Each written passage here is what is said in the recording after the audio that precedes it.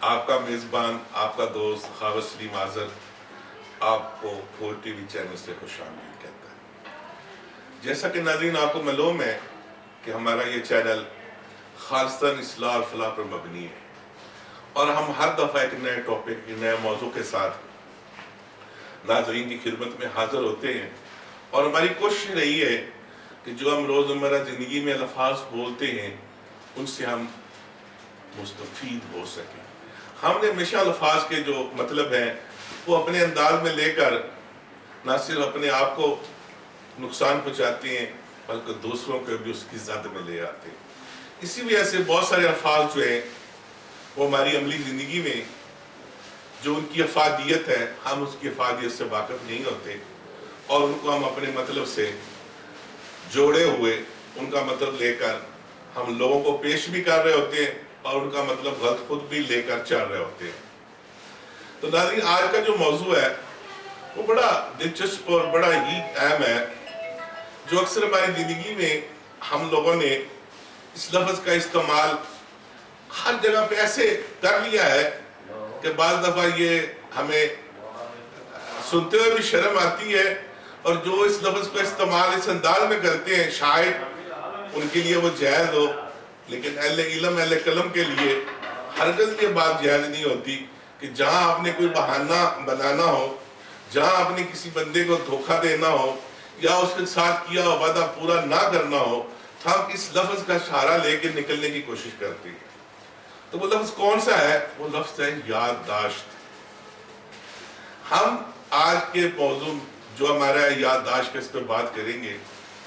ہم نے ہمیشہ یادداشت کو ایک بہانہ بنا کر استعمال کرتے دکھائی دیتے۔ جس بندے سے آپ نے کوئی وعدہ کیا ہوتا ہے تو آپ نے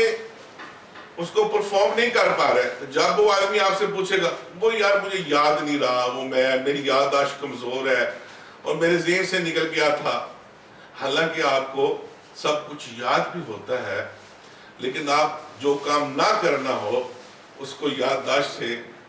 تشبیہ دیتے ہوئے اس کو یادداشت سے منسلک کر کے آپ اپنی جان چھڑاتے نظر آتے ہیں۔ تو ناظرین یہ تو ایک تھا اس حوالے سے، یادداشت کے حوالے سے، کہ ہم نے ہمیشہ اس کا جو استعمال ہے وہ اپنے دفاع میں کرتے ہوئے دکھائی دیتے ہیں۔ لیکن کچھ باتیں اس حوالے سے میں کروں گا کہ یادداشت کا اچھا ہونا اچھی بات ہے، لیکن ہر معاملے میں نہیں، کیونکہ ہماری جو یادداشتیں ہیں وہ صرف اور صرف جو ماضی کے ایسے واقعات، ایسی مثالیں یا ایسے کہہ لیں جو ہے نا وہ گھسی پٹی مثالیں جو ہم وہ ہمیں بہت یاد رہتی ہیں، اور کسی کی برائی کا واقعہ، کوئی ایسا واقعہ جو غلط ہو اس پہ ہماری یادداشت ٹھیک ہوتی ہے، اس کی ہم مثالیں دیتے بھی نظر آتے ہیں، وہ واقعات ہم بتاتے ہوئے بھی نظر آتے ہیں، اور ہر وہ بری بات جو ماضی سے جڑی ہوگی وہ ہماری یادداشت کا حصہ بن کے ہم لوگوں کو بتاتے ہیں۔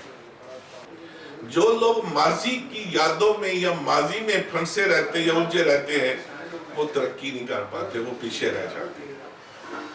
اور جو لوگ ماضی کو بھول کر اپنے مستقبل کی طرف سوچتے ہیں اور آگے بڑھنے کی کوشش کرتے ہیں، آئے بہ دن جو نئی باتیں وہ سنتے ہیں مستقبل میں ان کو یاد رکھ کے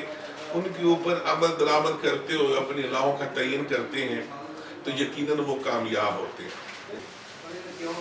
تو اسی حوالے سے جو یادداشت ہے اس کا ہماری عملی زندگی میں بہت گہرا تعلق ہے، اور ہمارے مستقبل سے بہت گہرا تعلق ہونے کے ساتھ ساتھ اس کا ہماری عملی زندگی میں ہم سے جو ہے وہ ڈے بائی ڈے جتنے بھی ہم چیزیں ہو رہی ہیں اس سے بڑے اس کا جڑا ہوا تعلق ہے، کیونکہ ہم اچھی باتوں کو بھولنے کے عادی ہیں اور برائی، غیبت، جھوٹ کے کو یاد رکھنے کے ہم فخر سے بیان کرتے ہیں کہ یہ اتنا عرصے پہلے کی بات ہے، یہ مجھے واقعہ یاد ہے۔ تو ناظرین میری آپ سے یہ گزارش ہے کہ اپنی یادداشت کو ہمیشہ ٹھیک رکھے، لیکن کس حوالے سے؟ اچھی باتوں کے، اصلاح فلاح کے حوالے سے، جو سبق ہم روز پاتے ہیں ان کو دوسروں تک پہنچانے کے حوالے سے جو ماضی میں گھسی پٹی مثالیں ہیں اب ان کو اپنے دماغ سے نکال دیں. اور میں یہ بالکل پھر دہرانا چاہتا ہوں کہ ماضی کی جتنی بھی ایسے واقعات جو ہماری زندگی میں رونما ہوئے، جو ہماری ترقی میں رکاوٹ کا سبب بنے یا دوسروں کی ترقی میں رکاوٹ سبب بنتے ہیں، وہ اس سے بہتر ہے کہ ہمیں یاد رہنے سے ہماری یادداشت کھو جائے، اور تاکہ ہم نئی زندگی کا آغاز نئے طریقے سے ہم کر سکیں اور اپنی عملی زندگی میں ہم نئے جو واقعات ہیں، نئی جو چیزیں ہم کو سیکھ بھی اور سمجھ سکیں. تو پوری دنیا میں جو قومیں ترقی کرتی ہیں اور جن قوموں نے پوری دنیا میں اپنا نام پیدا کیا ہے، تو انہوں نے صرف اسی بات پہ کیا کہ انہوں نے ماضی سے سبق سیکھا، لیکن ماضی کی ایسی غلطیوں کو دہرایا نہیں اور اپنی یادداشت ان کو نکال کر اور نئی آنے والی جو چیزیں تھی، ٹیکنالوجی تھی یا سائنس تھی یا جو بھی تھی، اس کو اپنی یادداشت کا حصہ بنایا. اس پہ عمل کرتے ہوئے انہوں نے ہمیشہ ترقی اور کامیابی پائی. تو ناظرین، اپنی یادداشت کو ہمیشہ تر و تازہ رکھیں، اپنی یادداشت کو ہمیشہ ان کاموں کے لیے صرف کریں جو معاشرے کے لیے، آپ کے ساتھ جڑے رشتوں کے لیے مفید ہو. اور ایسے الفاظ، ایسی مثالیں یا ایسے واقعات جو انسان اور انسانی زندگی سے معاشرے میں فساد کا سبب بنے یا دوریوں کا سبب بنے، تو ایسے الفاظوں کو اپنی یادداشت سے نکال دینا چاہیے. اور زندگی جو ہے ہمیشہ آگے بڑھنے کے لیے ہر نئی چیز کو اپنی یادداشتوں میں لائیں. اور جن دوستوں کی یہ یادداشت کمزوری کا دعویٰ کرتی ہیں کہ میں ہر بات بھول جاتا ہوں، میں کسی کا نام بھول جاتا ہوں، میں چہرے بھول جاتا ہوں، تو بھائی آپ اس لیے بھول جاتے ہیں کہ آپ کی یادداشتوں میں ماضی کا بہت بڑا گند پڑا. جب آپ اس کو نکال دیں گے، اپنے دل و دماغ کو صاف کر دیں گے، تو آپ کی یادداشت یقیناً ٹھیک ہو جائے. جب آپ اللہ اور اللہ کے رسول صلی اللہ علیہ وسلم کا ذکر میں مصروف ہوں گے، اچھی سوچیں گے، شیطانی سوچوں سے باہر نکل جائیں گے، تو آپ کی یادداشت ہمیشہ ٹھیک رہے گی. کیونکہ اچھائی اور نیکی جو ہے یہ نہ صرف آپ کی عملی زندگی میں آپ کو فائدہ دیتی ہے،